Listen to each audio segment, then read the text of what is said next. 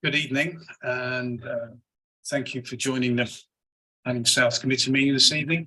I bring the meeting to order. Before I move to the agenda,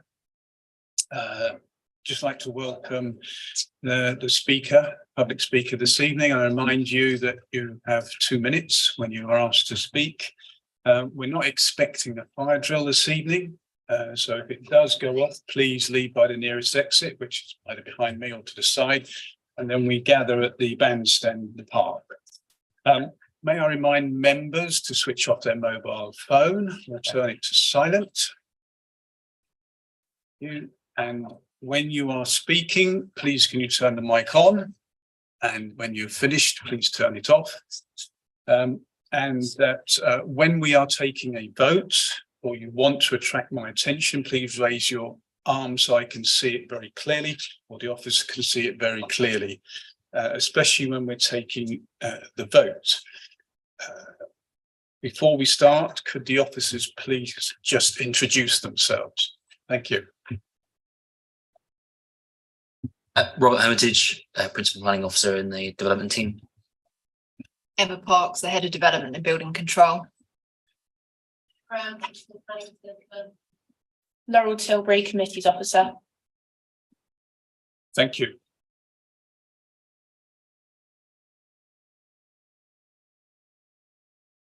Thank you. Apologies. Do we have any apologies?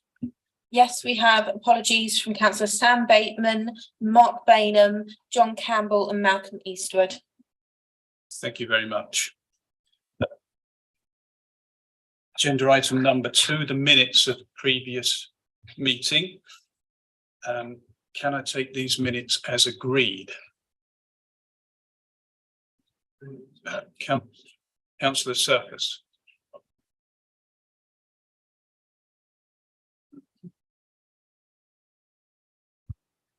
Sorry, I was distracted there, Chairman. I'm not happy with approving the minutes because under the heading of appeals, people remember that I made quite a number of comments, but 2 main comments that the report from in relation to appeals, the previous report that is, was incorrect because it said that the officers recommended refusal when in fact they recommended approval. And also I made some points about what the inspectors report had actually said specifically about highways issues in relation to Woodman's Farm.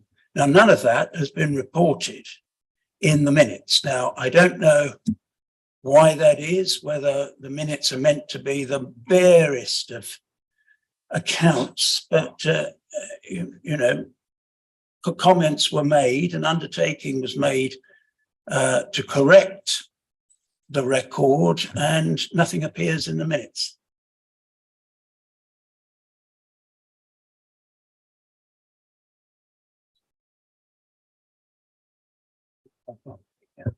Councillor Circus, a question for you. Did you make the committee services aware of this prior to the meeting? No, but I made you aware as chairman of the committee. Thank you for making me aware, but as per the agenda, it says you should be writing to the committee services 24 hours in advance of this meeting. So I will seek advice on whether we can sign these minutes or not. I suspect we can't at the moment, but I take advice on those. Quite apart from the requests for extra additional information, Chair, do we take it that the minutes are actually inaccurate? That I'm not quite certain about that point. Well, we'd be saying that they're incomplete. Now, if incomplete means they're inaccurate, it comes back to what are we to expect the minutes to actually cover? Well, I think it depends what turns on it, Chair.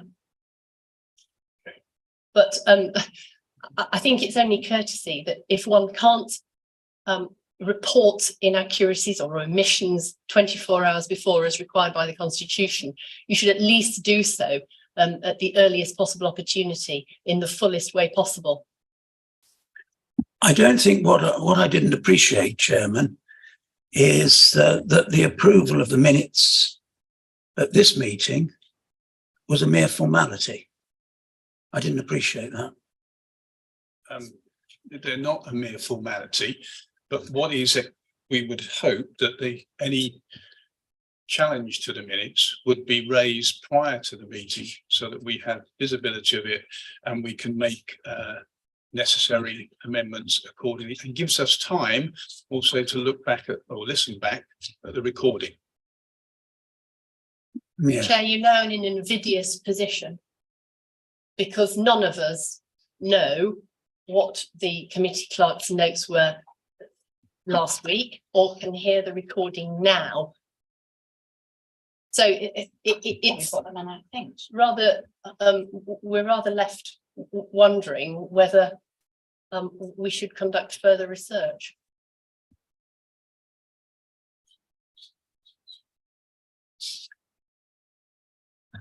If they're to be brought back to the next meeting, then that should be minuted, and we'll investigate thoroughly and come back to you, Chair.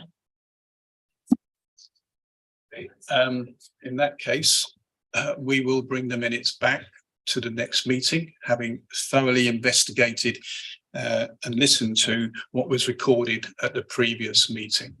Yes, that would be helpful. Okay. Do you therefore want me to put anything in writing?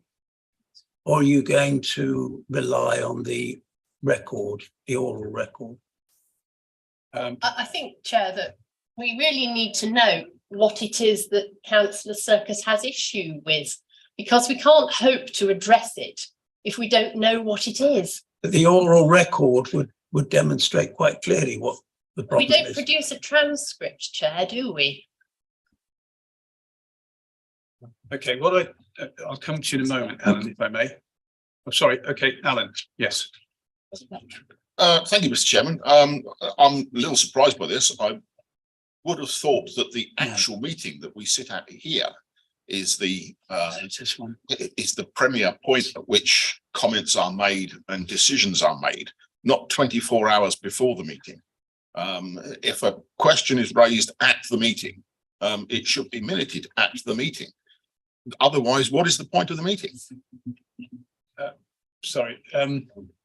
If there is a challenge to the minutes, so that we are fully prepared in this meeting for a question that's going to come from councillor, we ask for that question that be in writing to committee services 24 hours before the meeting, so that we are prepared to answer that. So to answer this now, I would suggest, Councillor Circus, you write to committee services with your points, and that we will then gives us the opportunity to review that by listening to the recording of the meeting, so that we can fully capture what you believe and we believe should be in those minutes. Is that acceptable? Yes, thank you, Chairman. Thank you. Could we ensure that we minute that? Thank you. Okay. Agenda item number 3, declarations of interest. Any declarations of interest? Councillor Fisher. Not actually declaration of interest, just being aware that Aaron Parish Council.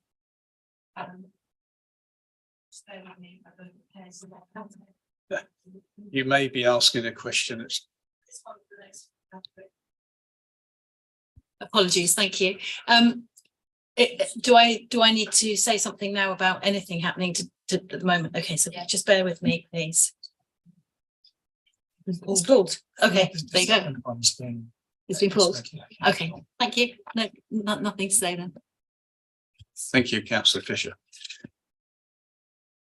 Any other declarations of interest? No? Okay.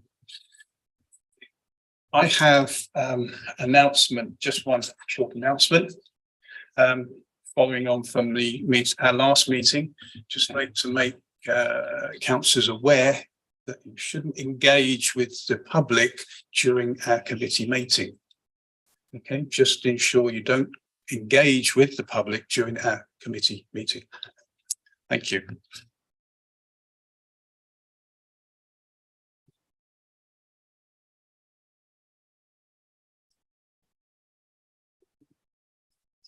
Agenda item number 5, appeals.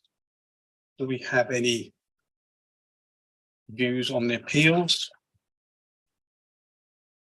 Are there any comments?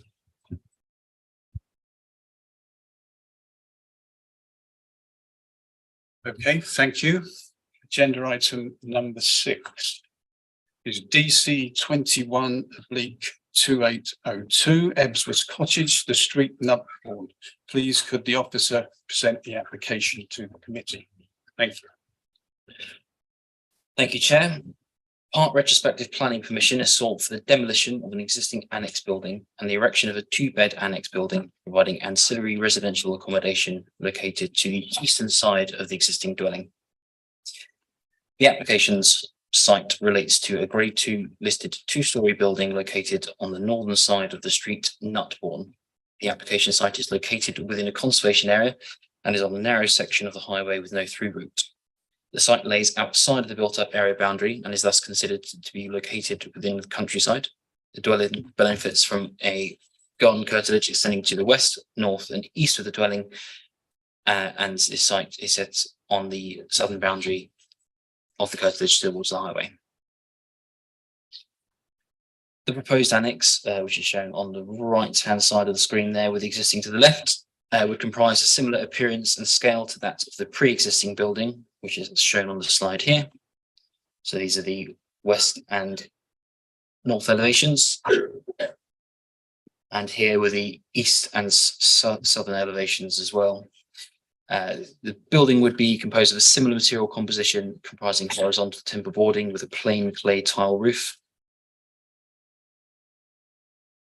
The most significant change from the pre-existing arrangement is the absence of the first floor area, which is shown here to the right, which previously hosted a bedroom to the first floor. And this is the proposed floor plan here. As said, the first floor is no longer in place, or would no longer be in place. The building would comprise a vaulted ceiling and the former store area to the left-hand side of the building would provide the bedroom spaces and the living area consolidated within the section to the right. Here are some photographs of what the building looked like before it was demolished. As you can see, it was composed of timber boarding with brick and stonework, with a plain clay tile roof, and was left in a state of disrepair.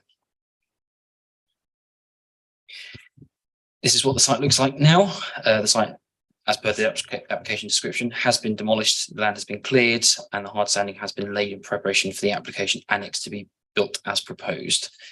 Officers recommend that the application is approved, subject conditions set out within section 7 of the committee report. Thank you.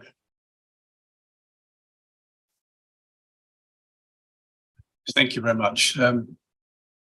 Speaker Robert Flanagan. You have 2 minutes. Thank you very much.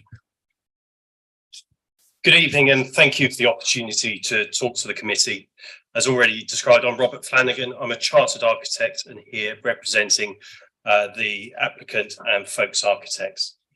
It's understood the application has the support of Horsham District Council and Nature England and has been recommended for planning approval. The proposal is for the replacement of a dilapidated 2-storey self-contained residential annex belonging to Ebsworth Cottage, a Grade 2 listed property. The single-storey proposal continues to provide ancillary accommodation and will offer a modest shower and WC similar to that of the previous scheme, but will be absent of a kitchen, making it reliant on the main property. The materials, as already described, will be similar to those used on the original building.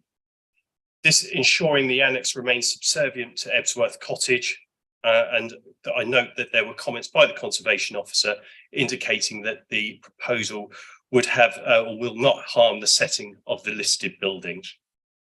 There will be a modest intensification by virtue of the annex having an additional bedroom to the original scheme. As such, this means the project is subject to water neutrality. A water neutrality statement has been prepared. The document has been subject to scrutiny and accepted by Horsham District Council and Nature England and deemed to be compliant. Compliance in the annex is achieved through the use of water efficient fittings and a rainwater harvesting tank. Whilst a retrofit is proposed of the Ebsworth cottage, which would make a significant saving over the cottage's baseline water usage. Therefore, the proposed annex is water neutral and would actually produce a surplus of water of 1.86 litres per day, which is approximately 678 litres per annum. As such, it is reasoned that the planning application be approved, as the proposal demonstrates that it will have no negative impact on the setting of the Grade 2 listed building and complies with the requirements as set out by Natural England and the planning policies regarding water neutrality. I thank you for your time and consideration in this matter. Thank you very much. You could turn the mic on. Thank you. Okay, I'll call the local ward members. Firstly, Councillor Clark. Thank you, Chairman. An interesting one, this. I'd like to thank officers for the supplementary note triggered by my email of Monday, which the officers expanded on their explanations in the original document. However, unfortunately, the supplementary note is still unsatisfactory in my opinion. I looked at the reports with interest, but the issue for me is essentially you've got a 2-bedroom annex with a certain amount of water. If you look at the water neutrality statement from Folks Architects in it, it basically explains about the baseline for the applicant. Section 2.03 has no kitchen. It's got 2 bedrooms, and basically, therefore, they've reduced the base water to 159.42. I'll spare you the decimal points for the sake of sanity. And therefore, essentially, I have a problem understanding why officers accept in section 4 of the water neutrality statement, item 4.03 specifically, where the applicant says it's 125 litres per day for a house that has 3 bedrooms and a kitchen, which is less than a 2-bedroomed annex, which is 159 litres with no kitchen. So for me, there's an effort, there's a problem for my logic to cope with this, that you've got a bigger building that's going to use less water. Now, I can understand, normally we have in place that we ask for 3 water statements from the 3 years beforehand or whatever is convenient, because that gives you an average baseline of what the water usage is.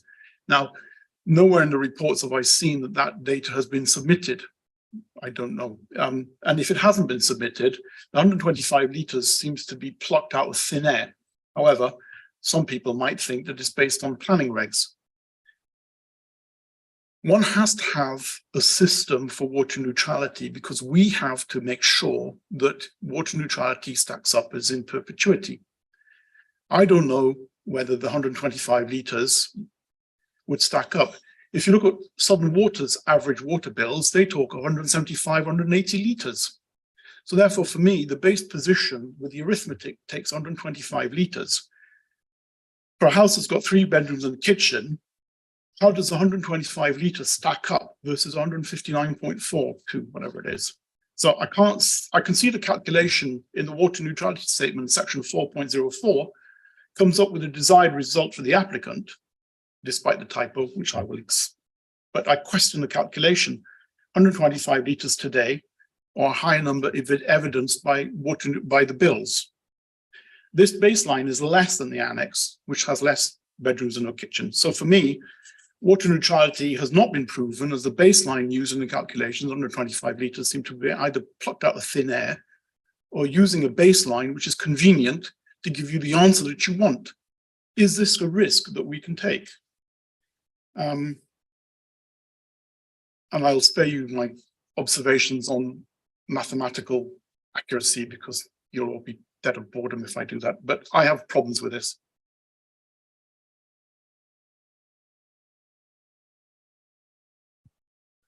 I'd like to just come back on the water neutrality questions. So Councillor Clark is correct in that we do tend to ask for bills, and there is a higher bar in terms of what Natural England have requested. I'm sure, as you're all probably aware, over the last year or so, that bar has been raised. The applicant put the water neutrality statement together in all good faith prior to that bar being raised, which is where the 125 litres per person per day comes from. At the time, we accepted those averages based on the Part G building regulations. So 125 litres per person per day is what building regulations sets out as the average use for the standard, and then the optional standard being 110, which is when we would apply the condition. So that's where the 125 litres comes from. And because the retrofitting has now, as I understand, has undertaken, it would now not be possible for us to get that accurate reading because those fittings are no longer there. So it is the officer's view that, you know, the statement was prepared in good faith prior to the bar being raised, and at the time it was acceptable. Obviously, as things moved on, may not necessarily be in accordance with guidance now. So it is more so a matter for members to decide whether or not that is acceptable. Just to add, it's not the case that it's bills or nothing, because I think officers always recognise that some properties don't have bills, and some particularly some other land uses don't have bills. So there needs to be an ability to review water neutrality in the absence of bills. Obviously, in this case, the applicant, the agent, have taken the 125 from the building regs. That, you know, the officers have guidance on the website, but it doesn't mean that no other approach is ever acceptable. And I think it's for members to consider whether the level of evidence that you've got before you satisfies that. Thank you. Thank you, Chairman. If I can come back on that, plus an extra bit of information which I forgot. No, I hear what you say, but the problem is one of logic. I mean, you know, I'm not an engineer, but I've had plenty of technical knowledge, and for me, I can understand the argument for 125 litres, but for me, why not choose 175 litres, which is the Southern Water average number? Things change, and the bar has moved, and the thing was done in good faith, but it's still, we are still charged as an authority to make sure that water neutrality applies. And in this case, I'm not convinced it does. On another small issue, in the water neutrality statement, there's the issue of the storage tank. The issue of the storage tank is insufficient. The applicant says 1,005.6 litres, assuming that the tank fills up to 100%. Well, anybody who knows anything about storage of liquids, which I do from the petrochemical and oil gas industry, basically the tank is undersized and should be at least 1,100 litres or more, which then leads to a further question: is where in a conservation area, in the context of a listed building, will the tank be situated in a way that it doesn't detract from the amenity of the site and the location on the building? Thank you, Chairman. Thank you. I invite the officer to respond. Yeah, if I could just come back again. So with regards to the water neutrality, so with the storage tanks, I think it's condition 5, which does request, the rainwater harvesting system shall include suitable storage tanks and provide a minimum of 35 day storage. This is a pre-commencement condition, so it's details that we would want to see upfront prior to any further works taking place. So we would be able to secure that detail prior to the works being completed. And also, of course, then we would then be able to assess whether or not that is acceptable in relation to its location within the conservation area and in the context of a listed building. Councillor Clark. Thank you for your indulgence, Chairman. Thank you. I'm glad to hear that. I would just like officers to bear in mind that you need a 5 to 10% ullage on a tank before you pass it for storage of liquids. You need a leeway of 5 to 10% on the storage tank at least. So the tank is undersized as it is. I'm sure you will address that in discussions with the applicant. Thank you. Thank you, Councillor Clark. Just add a couple of points there. myself as a ward councillor before going to committee. I agree with what you've been saying there, Councillor Park. I have reservations about the water neutrality calculations, and with a 1.8 litres per day, then less water than needed. If you run the shower for 19 seconds longer, you use that up. So I appreciate that we have a finite number, and if we pass that, that's fine, because we have no variability in there, but that's another issue. I will express my concern that the applicants didn't approach council, the planning officers, regarding demolition of the building in a conservation area. That should have happened, but I'm assured that the new building will more than cover what was there before, but it means we aren't able to use some of the old beams, etc., in that building. That's my primary concern, and support Councillor Clark in his analysis of the water neutrality statement, at which point, unless the officers want to come back. No.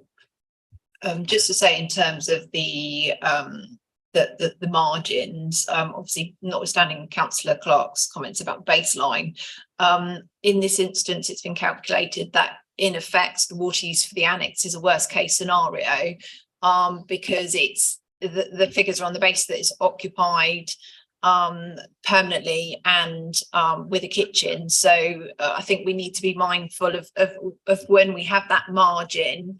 Obviously in some cases you might want a greater margin if there's a number of variables there, but obviously in this case that margin has been worst case scenario in terms of how that number was derived at. So officers' view is, whilst it's a small margin in this instance, we're not concerned by that. Thank you. Thank you very much. Open for debate. Sorry, Councillor Lambert, sorry. Thank you. Thank you, Chair. I agree with Councillor Clark and Councillor Ellis-Brown. You say this came in before the bar was raised, but also we have CG Fry versus Somerset County Council, which raises it even further. I really think we should have had statements, because we insist on them, from other people. But also, what happened to absolute certainty? I thought we had to be absolutely certain that water neutrality was proven before we agreed. The other thing is, we were told it's a shower. Correct me if I'm wrong, but in those plans, it was a bath. Thank you.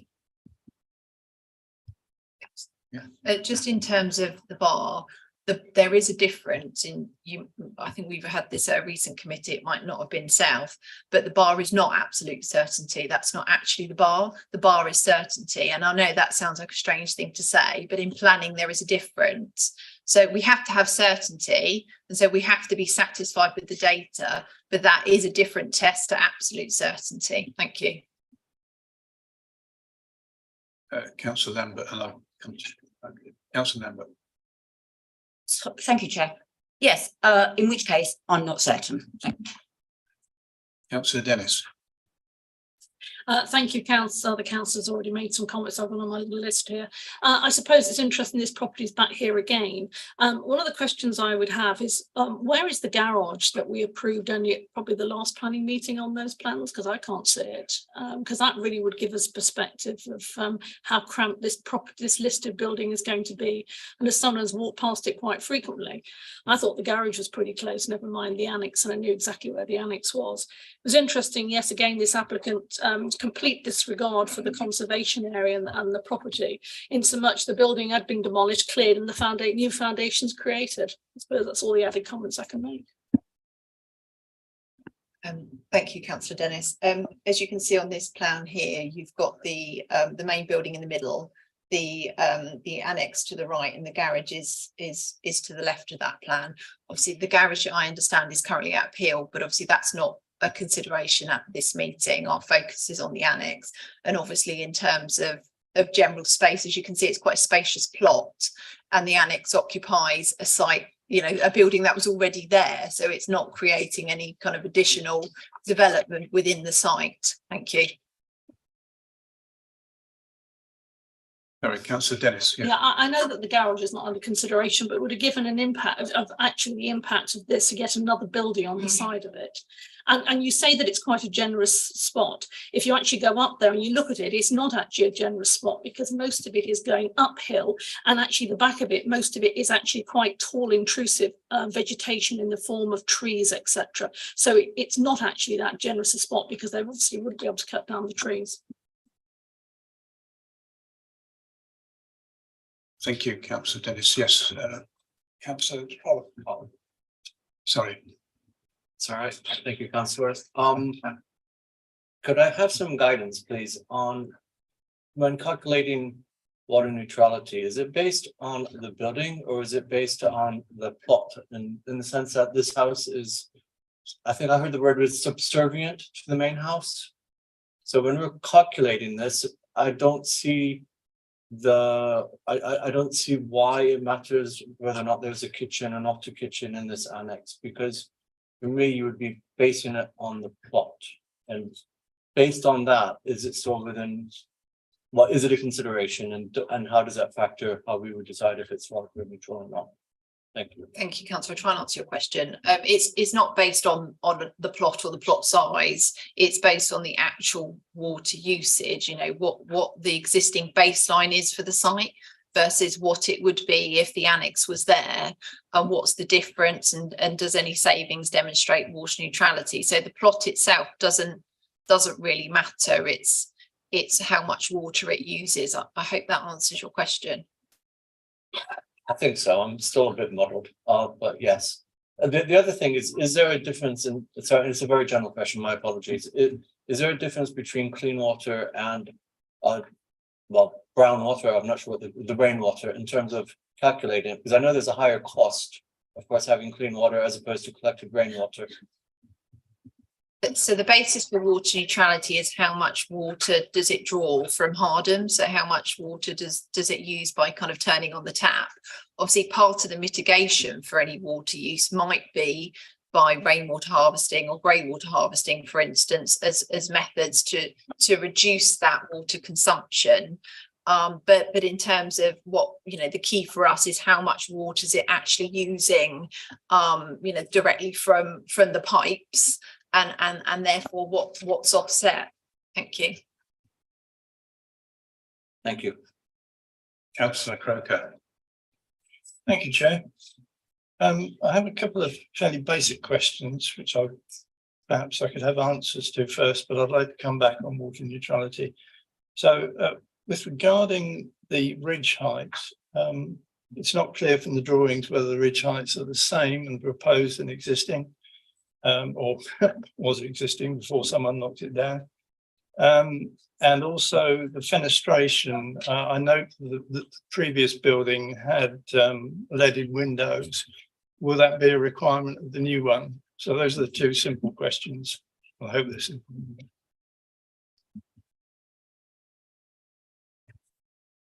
Sorry, councillor, just going back onto your question regarding the windows. I believe there is a condition.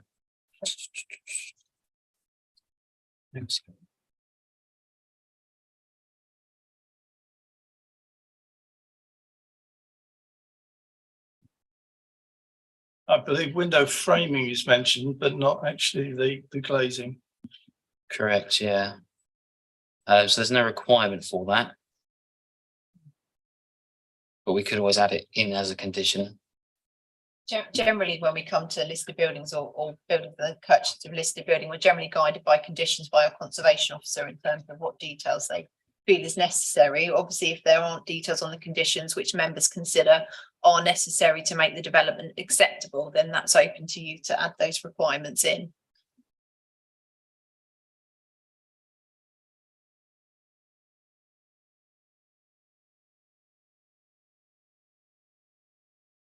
Sorry, councillor Nolan, did you have your? I think we don't have the exact, as you can see, we've got the scale plan in front of us, but we don't have the exact measurements to hand to be able to to compare them. But as you can see from it is a scaled plan. So as you can see that they're very similar in height, but I can't confirm the exact height at the moment, I'm afraid. Councillor Croker, sorry. Okay, and the reason I'm asking, of course, is because it is quite a prominent building with regard to the height of anybody passing down the lane. So the slightly trickier question is regarding water neutrality. Natural England's statement was issued in September 21, and one presumes that's kind of based on water consumption at that time, or perhaps it's historic water consumption leading up to that time. But we're being asked here to kind of compare a prediction against something that may or may not have happened. I was joking and trip up about Schrodinger's water calculation. I'm unhappy with the approach that's being used, I suppose, is what I'm trying to say. Partly because I don't know enough of the history of the occupancy of this building. For example, was it derelict for any period? Has it been unoccupied for any long period? And how that affects, albeit in a very tiny way, water consumption.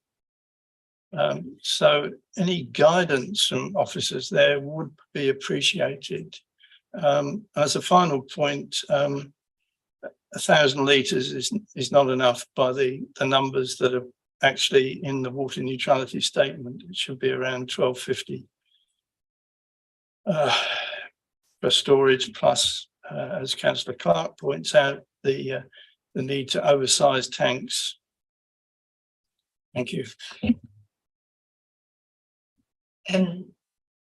Officers in consultation with Natural England are taking kind of the baseline position for when the position statement was issued. So if something's been retrofitted after the position statement, that can be taken into account as offsetting, providing we are satisfied with the information that we have before us. So in principle, it can be considered as kind of water mitigation. But as I say, members need to be satisfied with the information that you have. Thank you. Councillor Noel. Thank you, Chairman. I too share my colleagues' concerns about the validity of the calculations for water usage. I thought there was going to have to be a definite line of certainty, and to my mind, that certainty hasn't been proved to us this evening.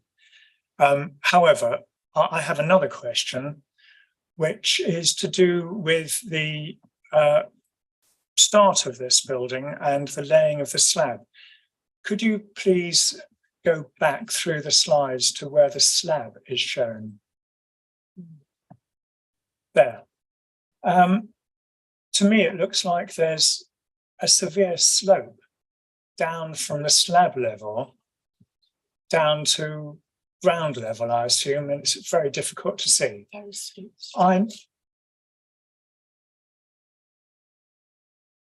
Yeah, I mean, there's an obvious slope there. I know from experience that slab depths have to be considerable in order to stop movement of the slab. And I can also see the slab at the back goes right the way back up to foliage and therefore tree roots. Now, I understand from the report given by the officer, the slab was laid before any applications were made or before the structure came to the notice of officers. Therefore, the slab has been laid without building control measurements. Now, in that case, how do we know if the slab is stable or not? It looks to me as if the slab could slide significantly, therefore undermining the whole structure. Now, I'm not happy about having a building placed in this situation if building control haven't had the opportunity to check the depth of the slab. Building control have very firm rules about slab depth. They have very firm rules, especially on a slope.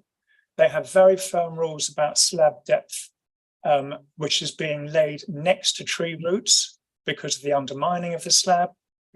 And therefore, without a report on the slab and without building control, I can't see that it's going to be a valid foundation for this building. Thank you. I think we need to be mindful of the differences between building control and planning. Now, I can't categorically say that building control haven't been there. You can go to an approved inspector. It wasn't a question before me. It's not something we generally deal with as part of planning, so I haven't checked. So I don't think we can say that it hasn't had any building control review it at all. And in any event, that's not really material to our assessment. Because obviously we are assessing what's before us in plan form, not what's there on site.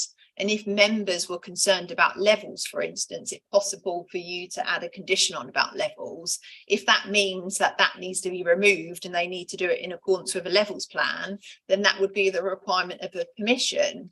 I think we obviously that shows in terms of the siting of it, that wouldn't change, but levels can be subject to planning. And I think we can't refuse a planning application because we feel that the slab may not be sufficient, because that's not covered by planning legislation. That would be covered by building control regulations. And, you know, they can happen at different stages. So I think we just need to be mindful about not crossing over into different legislation there. Thank you. Councillor Serkis. I wonder whether, excuse me, I wonder whether the officers could help one or two of us who are struggling with the idea that there's a test of certainty and a test of absolute certainty. I'm not quite sure in my own mind, from a normal legal perspective, what would be the difference between absolute certainty and certainty. And unless one is going to downgrade the word certain to mean likely, in which case that's not certain, if I could put it like that. Can the officers help us by trying to explain to us what is this? Because Natural England said that, I know that in one of their letters they said the local authority must be certain that a development is water neutral. And now we're told, well, that's a lesser requirement than absolutely certain. Perhaps the officers can throw a bit of light on this, because I'm a bit confused. You know, I can't explain every scenario where you might have certain or absolute certainty, but an example which I can think of is obviously absolute, because the annex, you know, when you're having a proposed development, you are estimating what that water usage would be based on the best evidence before you. So that's your certainty. The absolute certainty will only come when someone's in there and you look at their water bills. So that's not the test. But we need to be satisfied that we have certainty at the point that we are determining the planning application. I hope that helps. And the chairman had a comment. Been approved by actually. They've commented on it, yes. And we obviously have got the comments from Natural England. Ultimately, we are the competent authority, so we need to be satisfied. But Natural England have obviously reviewed this application and they have responded, and that's a material consideration for members as part of your consideration. Thank you. Just come back, Councillor Croker. You were proposing a condition, I believe. Did you want to pursue that or not? In terms of the windows? Yes.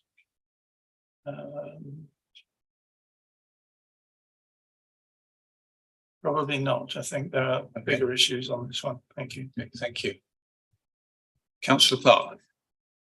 Thank you, Chairman. At this point, I'd like to propose a motion that we defer this application on the grounds of the water neutrality issue is not resolved, at least in the mind of a number of the members.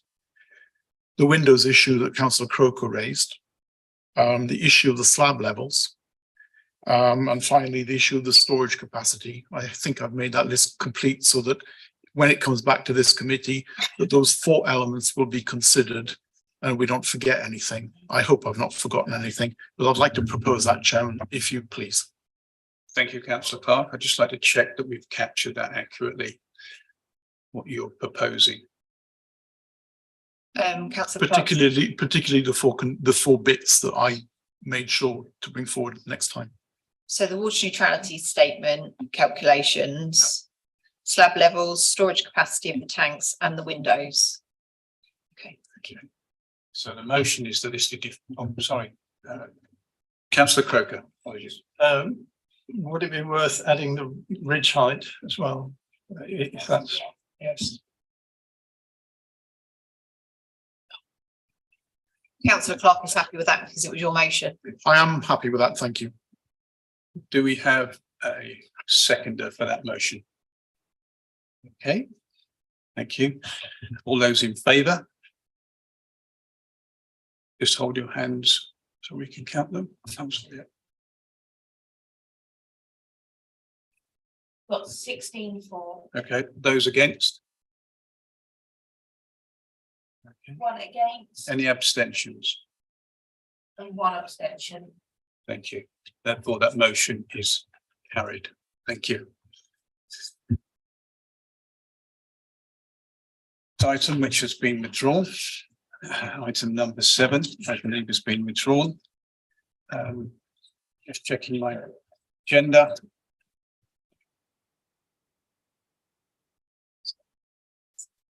No urgent business, not from me. So therefore, at 18:17, I bring the meeting to a close. Thank you very much.